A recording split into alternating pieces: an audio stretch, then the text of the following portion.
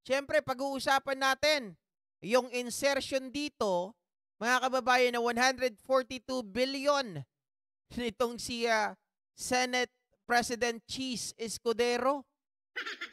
Grabe, napakatindi mga kababayan ng bakit milyon lang to? Dapat pala bilyong anomalyang tinatago. Mali naman yung milyon ko. 'Di ba? Baka kaya ayaw nyo ng impeachment, mga kababayan, dahil ganito. Meron pala kayong bilyong anomalyang itinatago. At magugulat ka, mga kababayan, kung sino-sino yung mga nabigyan. 'Di ba? Alina't pakinggan din natin, mga ka-GP Natics, yung isang pahayag ng isa ring analyst, na isa ring abogado. Doon na lang tayo mag-focus. Wait lang. Yun. Masarap na sabaw? It's time to try Maggi. Pero bago tayo tumako dyan, mga kababayan, ano nga ba ang kagandahan o ano nga ba talaga ang gandang dulot dapat ng insertion? Mga kababayan, sa bicameral conference meeting or committee, ang kagandahan ng paglalagay po ng tinatawag nating insertion, yan ay maganda sa kabilang banda. Saan? Kasi nagkakaroon ng flexibility. 'Di ba? Halimbawa, may mga biglaang pangangailangan, magagawan ka agad ng paraan. Pero, hindi ito nagiging maganda sa kabilang banda naman, mga kababayan, kapag ang mga senador, mga kongresista, mambabatas natin, ay gumagawa po ng anomalya at sila lamang ang nakikinabang sa paglalagay po ng mga insertion. At syempre, sa paglalagay ng insertion na yan, nababawasan din ang pondo kagaya po ng DOH, ng DepEd, ng DPWH at ng kung ano-ano pang mga ahensya para lamang dito sa mga pansariling interes ng mga senador na ito. Subscribers, viewers, at mga followers sa YouTube channel at doon ating TikTok account sa pang-taunang gastusin ng ating pamahalaan, ay bibigyan ko kayo ng intindihan natin yung paggawa ng ating pamahalaan. So, ang gawin natin dito, ikumpara natin ang House of Reps ay may kanya-kanyang listahan ng gastusin na nagawa ng mga mababatas natin mula sa Kongreso at sa ating Senado. Sila ay may kanya-kanyang bersyon ng listahan ng kanilang proposed budget for 1 year. At dahil magkaibang listahan ng Kamara at Senado, kailangan nilang pag-isahin ito. Dito pumapasok yung tinatawag na Bicameral Conference Committee. Ito ay isang parang meeting na kung saan nag-uusap ang dalawang kapulungan at nagkakasundo sila sa pamamagitan ng kanilang mga piniling mambabatas mula sa Kamara, mula sa Senado, para gawing isa na lamang ang budget bill. Alam niyo, pinakamaganda siguro mangyari dito, mga kababayan, kapag nagkakaroon ng bicameral conference meeting, ay dapat naka-live ito. Bakit kanyo, mga kababayan? Kasi yung ginagawa ng mga mambabatas natin, nag-i-insert sila ng last minute. 'Di ba? Last minute. Nag-i-insert sila ng mga bagay na gusto nilang na mangyari. Kaya ngayon, mga kababayan, imbes na hindi maghinala yung taong bayan. Kasi 'di ba, alam nyo naman, nung nakaraan, nagkaroon din ng issue yung atin pong budget, 2025 budget dyan din mismo sa BICAM, na sinasabi nila Amy Marcos ay mga kababayan, mga ka-GP Natics, hindi daw sila pumirma. 'Di ba? Wala daw silang alam sa mga bagay na 'yan. Ngayon, paano mo mapapatunayan na wala kang alam doon may pirma ka? Sa makatuwid, mga kababayan, mga ka-GP Natics, para walang ligtas, 'di ba? Mas maganda siguro na habang sila ay nagko-conference, magkakaroon sila siyempre debatehan, magkakaroon po ng kanilang kanya-kanyang proposal itong mga to at kailangan magtugba yung kanilang mga gusto kung saan sila magkakasundo. Dapat siguro makita natin ito o marinig natin via live television, mga kababayan, o live telecast rather. Problema dito madalas sa huling bahagi ng meeting, yung bicameral conference, biglang may dinadagdag o binabago sa budget na malalaking halaga na hindi na pag-usapan o hindi gaanong nasuri ng publiko o ng ibang mambabatas. Ito yung tinatawag na last minute insertions. So bakit natin ito pinag-uusapan? Kasi nung ginawa ito, nung nagkaroon ng karagdagang pondo, sila-sila lang nakakalamin dahil sarado yung pintuan sa bicameral conference. Hindi natin nakikita at hindi rin nakikita ng ibang mababatas kung paano at bakit nagdagdag ng pondo ang mga mambabatas na ito. Kung gusto talaga natin magkaroon ng tinatawag na transparency and accountability, it should be open, mga kababayan, to everybody. Dapat live telecast talaga yung kanilang gagawin dyan para hindi na magkaroon ng last minute insertion. Kasi sabi ko nga para saan pa na nagkaroon ng bicameral conference meeting? 'Di ba? 'Di ba ang ginagawa doon sa bicameral conference meeting, mga kababayan, sila ay magsasuggest ng mga proposal ng kanilang mga projects. 'Di ba? Tapos kung magkano po yung budget.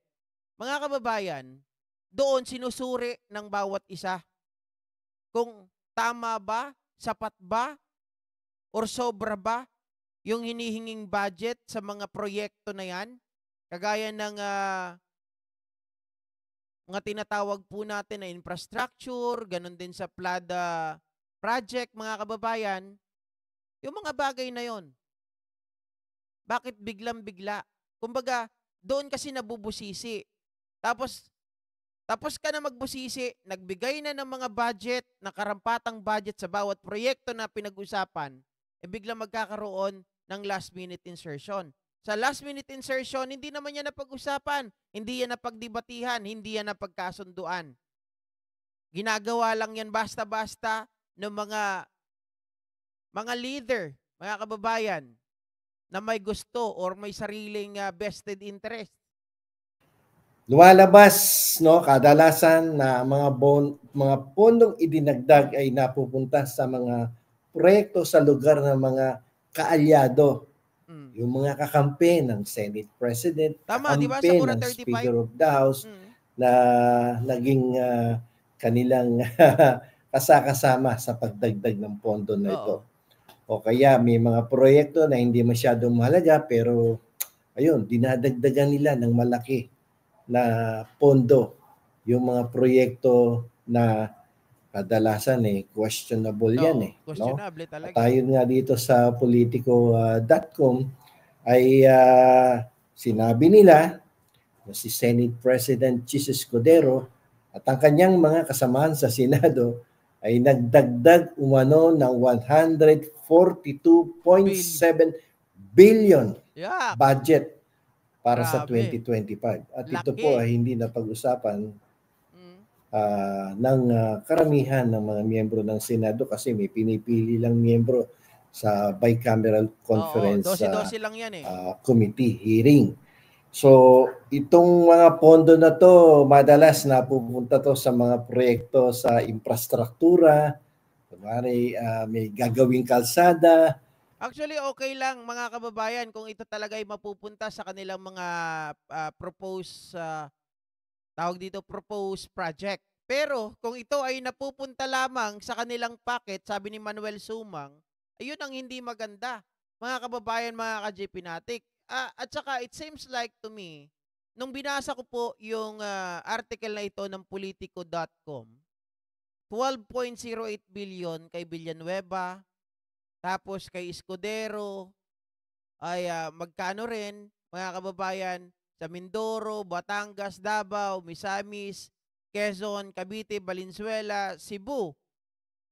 kung titingnan mo maigi yan, ang parang nakikita nila dito ay kaalyado, mga kababayan, ni Chis Escudero, yung mga tao na kanyang pinagbigyan, mga malalapit sa kanya. Ngayon, ito po ay kinokonek nila sa usaping impeachment trial. 'Di ba? Na parang, 'di ba sabi ni Escudero, siya po mga kababayan ay willing naman i-give up yung kanyang pagiging Senate President kung ayaw nila sa kanya.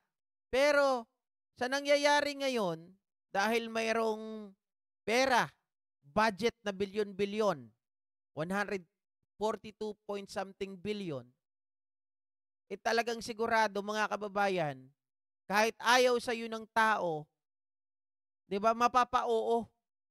Bilyon ba naman ang pinag-uusapan eh? Oh, bilyon ang pinag-uusapan, hindi lang basta milyon.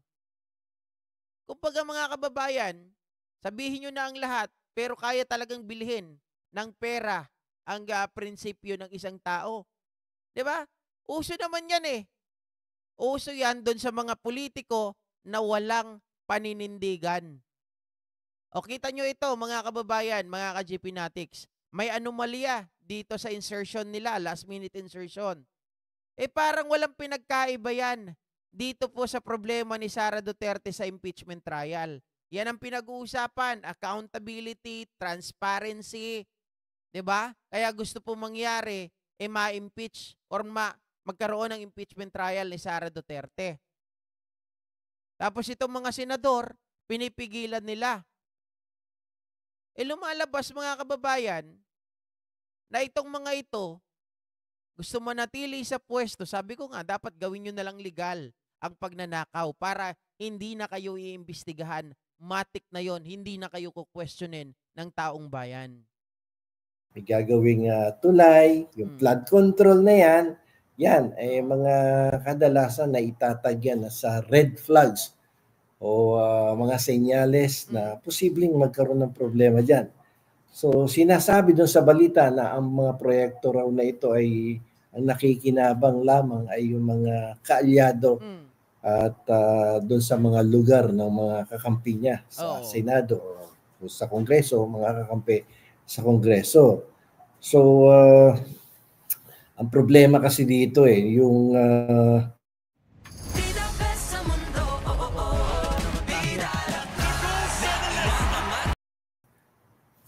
dinadagdagan mo yung pondo sa infrastruktura, yung mga road projects na yan, tapos yung flood control na yan, ay dinadagdagan mo yung pondo. Pero ang problema dito, nababawasan naman yung pondo sa pang-edukasyon na napaka-importante.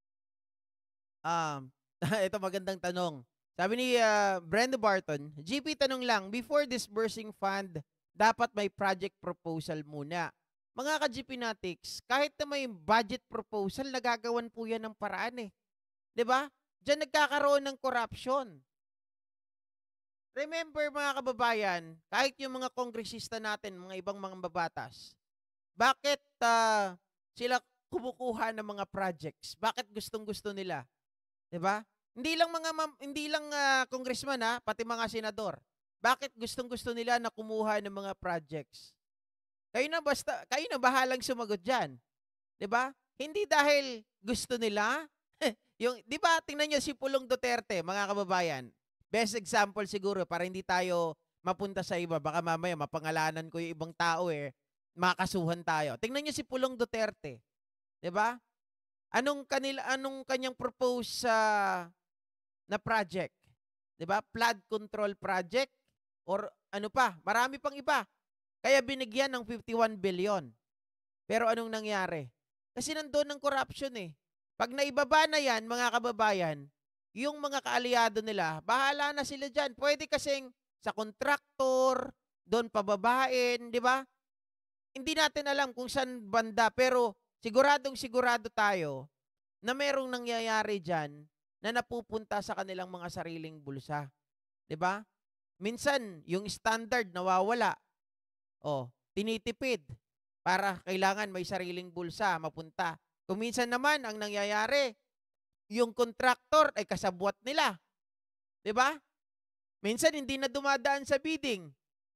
Meron ngang balita dati, 'di ba? Kaya nung panahon ni Duterte, si Bongo, pamilya niya, yung nakakuha ng mga project o mga project rather. 'Di ba? Mga kababayan, yung mga bagay na 'yon. Oh. Sa kasalukuyan at yung pondo sa pangkalusugan. So ayon sa balita nasa 30 hanggang 40%, ano, approximately. Hindi natin na tansyado kung ilang porsyento talaga, pero na in between 30 to 40% ang nabawa sa pang-edukasyon at sa pangkalusugang programa ng ating pamahalaan. So importante na magkaroon dapat ng transparency sa ating pamahalaan pagdating dito eh. So sabi nga nung isang vlogger na napakinggan ko kanina, si vlogcaster Armand Dean, na talagang tumataas daw ang kanyang presyon ng dugo sapagkat para daw tayong ginigisa sa sarili nating mantika, no? Totoo naman 'yun, mga kababayan, yung ginagawa dito nila talagang paggisa sa sariling mantika. Niloloko tayo harap-harapan ng mga ito eh. Diyan pa lang sa tinatawag nating last minute insertion, mga kababayan, hindi talaga yan nabusisi. Hindi talaga yan, kumbaga, nagkaroon ng debate. Biglang-bigla na lang nang ipapasok yung additional budget na yan. Magugulat ka talaga. Tapos yung nagkaroon ng insertion, tapos kung titingnan mo, kanino binigay yung budget na yan, dun sa mga di umano, mga kaalyado, nangunguna na nga dito, itong si Boy Dila, itong si Joel Villanueva. Ano yung kanyang budget, mga kababayan, na ibinigay sa kanya? 12.08 billion. Aba, mga kababayan. Halaka. Parang ano na, nagre-ready na ba kayo sa 2028 election? Ha? Diyos mio. At siguro alam niyo naman na matagal nang nakabinbin, nadidelay ang impeachment trial ng ating Vice President. Ayun, sabi ni, basahin ko, sabi ni Gemma Raffle, dapat kasi bago bigyan ng budget, dapat nakalista din doon kung anong paggagamitan at paanong, or anong project, o anong project. Mga kababayan, alam nyo, sa mga bagay na yan, sinabi ko na kanina kahit na may project proposal pa yan kung saan gagamitin, pag ang tao ginusto, maraming paraan. Pag inayawan, maraming dahilan. Ang isang tao kapag gusto magnakaw, gusto mangurakot, kahit mayroong mga proposal pa yan, kahit mga may listahan pa yan, makakagawa po yan ng hocus-pocus. Kaya nyo pa bang sundan yon, mga kababayan?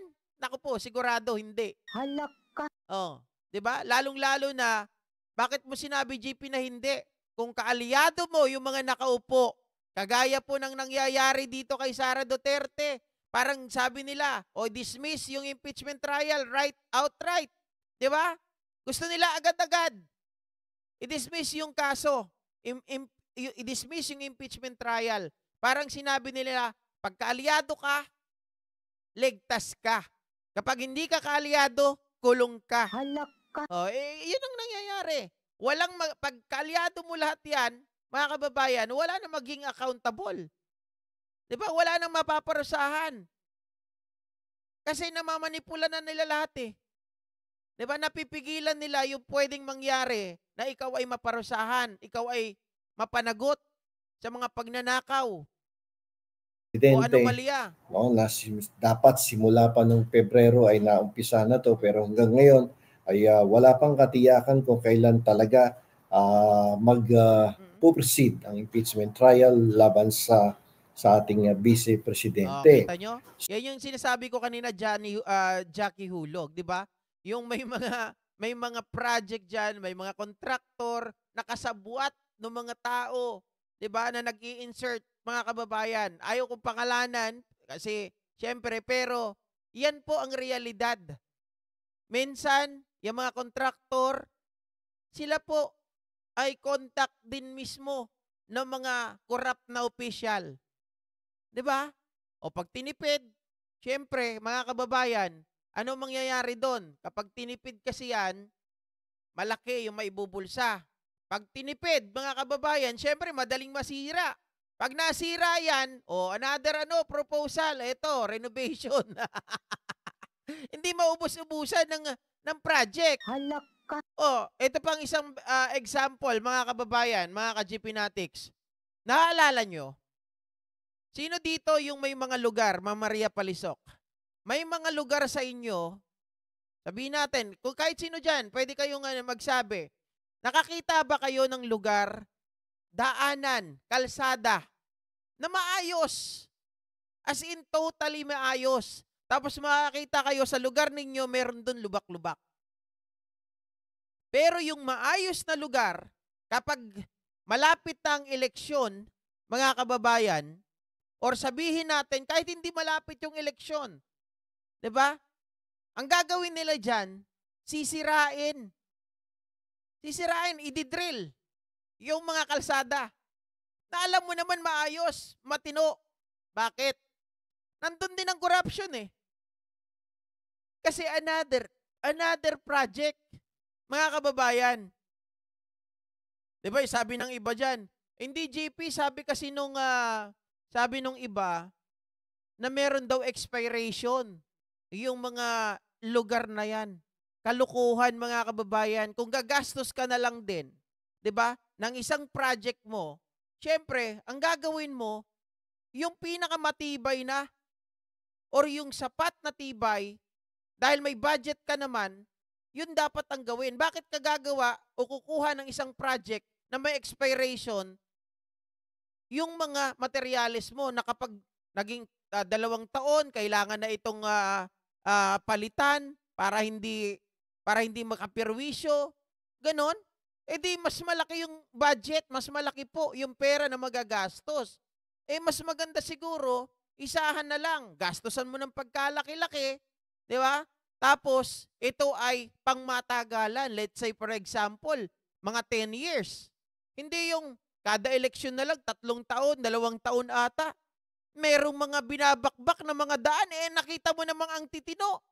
Pwede namang gawin yung mga daanan na mga sira-sira talaga. Pero ang ginagawa, dinudot-dot yung mga kalsada na maayos naman. Aba, kapansin-pansin talaga, mga kababayan, na merong pera talaga dyan. 'Di ba, Ma'am Rosemary Bautista? Halak ka. Sabi ni Nilo Pahula, Sir GP, siguro baka nagsasapusit na. Huwag nyo nang pakialaman yung impeachment pag nanakaw din dyan. Yan siguro. Halak ka. Sisirain na, para may panggasto sa eleksyon at sa tag-ulan pagagawin para pagdating ng isang yon ginagawa. Yun, kasi minsan, kaya itinatapat din nila ng eleksyon. Kung isipin natin mga kababayan, para yun ang maging pangako. Di ba? Yun ang magiging pangako. Sabihin nila, yan, pag binoto nyo ako sa susunod na eleksyon, ay tatapusin na natin yung project na yan. Halak ka. Anak ng baka. Diyos mio.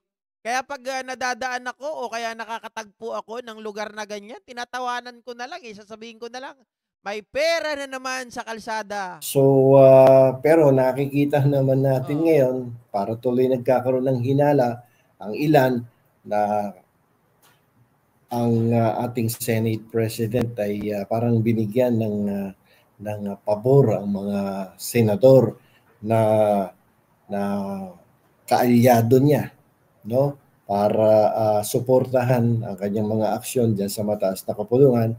At ayon sa politico.com, ang lumalabas nabigyan ng pondo yung mga pumapabor na i-delay. Mga kababayan, nabigyan ng pondo yung mga pumapabor daw sa pagdidelay o patuloy na pagdelay ng impeachment trial ni Sara Duterte. Halak ka. So ito, parang nakikita natin, kung yan ang kanilang assessment na nakikita dyan, it seems like to me, mga kababayan, na yung si Senate President Escudero, gusto niyang hawakan din sa leeg yung mga pumapabor na i-delay yung impeachment trial ni Sara Duterte. At the same time, mga kababayan, tawag dito, hitting two birds in one stone, ay siguradong sigurado tayo na gusto rin mapanatili ni Escudero ang pagiging Senate President. Di ba? Ang impeachment trial laban sa pangalawang Pangulo. Sobrang hina ba ng audio Medyo ko, mga nakakalungkot kababayan? to, bagamat hindi naman masama na magdagdagan ng pondo no, sa mga ating mga itinalagang representante dyan sa House of Representatives at sa Senado. Kaso kadalasan yung mga bilyong-bilyong pondo na yan na inadagdag sa kanilang mga opisina ay minsan hindi naman natin nalalaman o talagang ginagastos yan. Oo. Lalo ngayon, nag-uulan, bumaba, no? Lubog na yung ilang mga lugar sa Metro Manila at sa mga karatig kalapit na probinsya natin. At tayo sa Politico.com ay binigyan ng 20.8 billion pesos na pondo para sa flood control at road projects sa paggawa ng mga tulay. Ang ating senador na si Joel Villanueva. Ito yung minsan binibiro-biro na tuloy na. Baka naman na Senador Joel Villanueva. kahit 1 billion lang. Ang laki niyan ha. 12.8 billion, mga kababayan. Naku po. Siyempre, sino makakatanggi? 'Di ba? Kapag na-sharean ka ng 12.8 billion na ganyan, mga kababayan, kahit gusto mo na i-impeach na si Sara Duterte, mapapahindi ka. Na ating mga mamamayan at tinatawag na nga siyang si Boy Dila, no? At so 12.8 billion ang allocation sa kanya, kay Bongo 3 billion. Bye. Meron din pala kay Bongo, mga kababayan, 3 billion. Naku po. Kasi dito sa nakikita ko rito, baka yung pero hindi specific na nakalagay kay Bongo dito. Villanueva. O siguro sa ibang mga balita. Tingnan ko nga. Kasi dito sa nakita ko mismo, hindi nakasulat yung kay Bongo. Pero kung sinasabi ni Attorney Bueno, meron si Bongo, mga kababayan, talagang masasabi natin, kaalyado talaga. 'Di ba? Yung mga tao na yon na ayaw ma-impeach si Sara, parang ang kapalit, pera. 'Di ba? Sa parang siguro, mga kababayan, okay, sige ganito. I-delay natin itong si Sara Duterte yung impeachment trial niya. O kapalit nun, pera. Diba?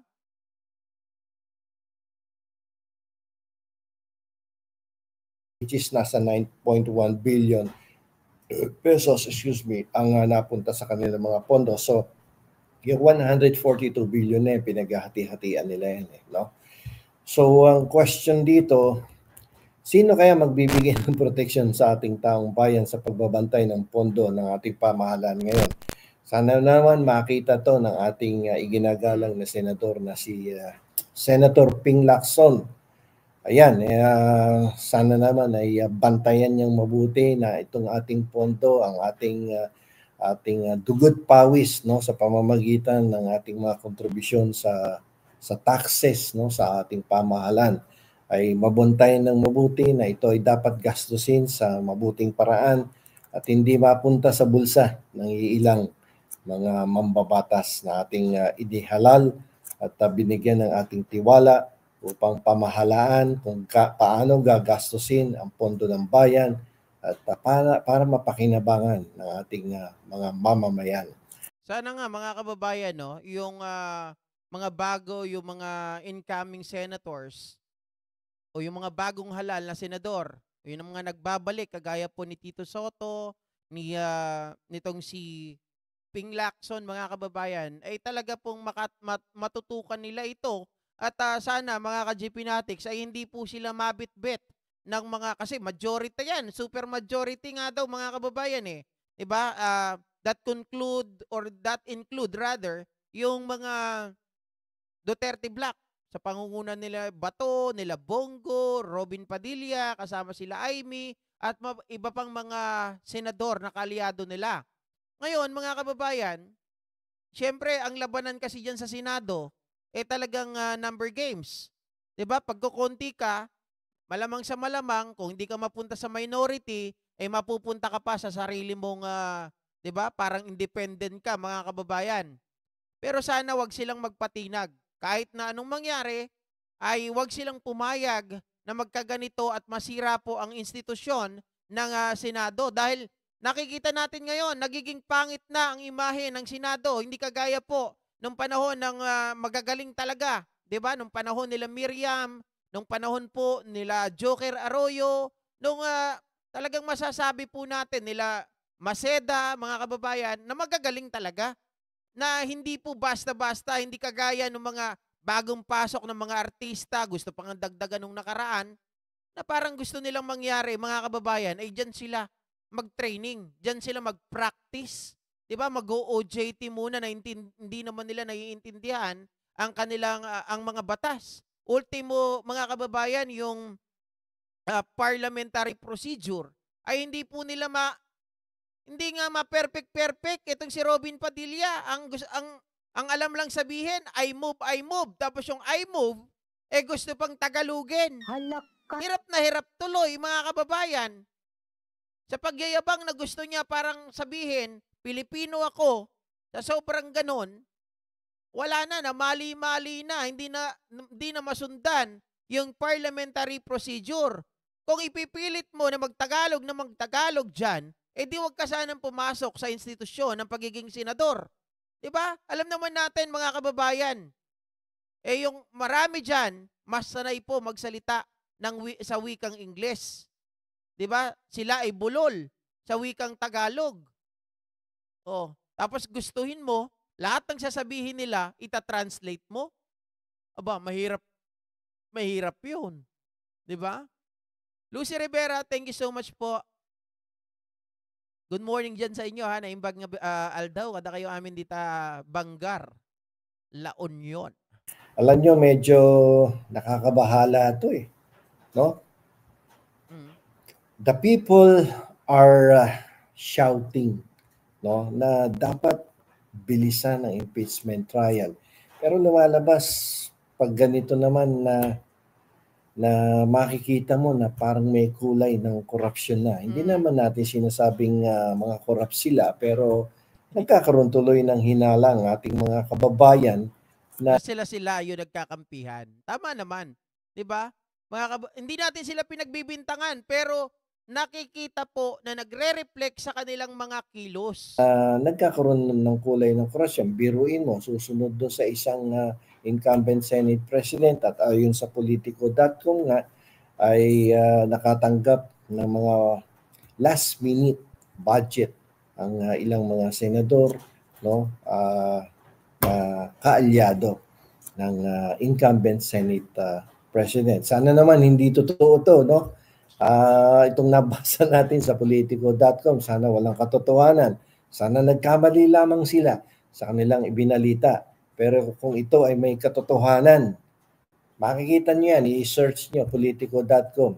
Chis Escudero inserted 142 point something billion sa budget for 2025 at ito ay isinagawa nila sa isang bicameral conference meeting. So mga kababayan, mga ka-GPnatics, no, naalala ko tuloy, nagkaroon di ba ng issue tungkol sa BICAM na binabanatan nitong si Aimee Marcos, mga kababayan, na mali-mali daw yung budget po sa 2025 budget.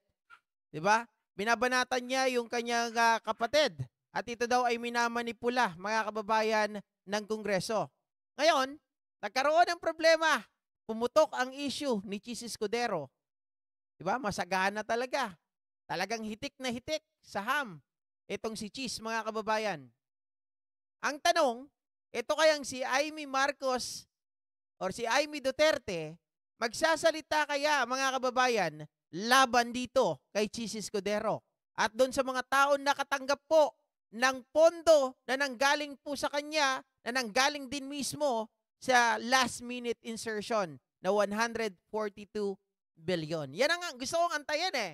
Yan ang gusto kong makita kung si Amy Marcos nga ba ay magsasalita o sadyang mananahimik lang. Dahil kapag ito ay nanahimik at hindi nagsalita, mga kababayan, despite the fact na putok na ang issue na to, masasabi ko si Amy Duterte ay talagang selective lang doon sa mga taong kanyang bibirahin. Di ba? Namimili lang po ng kanyang kukontrahin. Eh talagang nakikita mo naman ang kanyang punteriya kung sino. Di ba? Sariling kapatid, sariling pinsan ay binabanatan. Paano kaya na ngayon ay pumuputok ang hindi po maganda na pag-insert nitong si Chis Escudero ng napakalaking halaga. May masasabi kaya ang pambansang Marites ay pambansang ate, Este? Hala ka. Diba? Elnora Abrigo, Lorna Arellana, shoutout sa inyo. Okay? So ayan mga kababayan, ang katanungan na iwanan natin ngayong araw at magkita-kita ulit tayo mamaya. Magandang umaga at mag-ingat po kayong lahat mga ka-JP Natics dahil nga hanggang ngayon po ay marami pa rin pong lugar ang talaga naman pong binabaha at baha pa rin po. Mga kababayan, sana Chis Escudero, sana sa mga binigyan mo ng pera na bilyon-bilyon na yan ay gamitin ng tama, hindi papunta sa bulsa. Hala ka. Yan, mga kababayan, magkita-kita tayo muli. Salamat!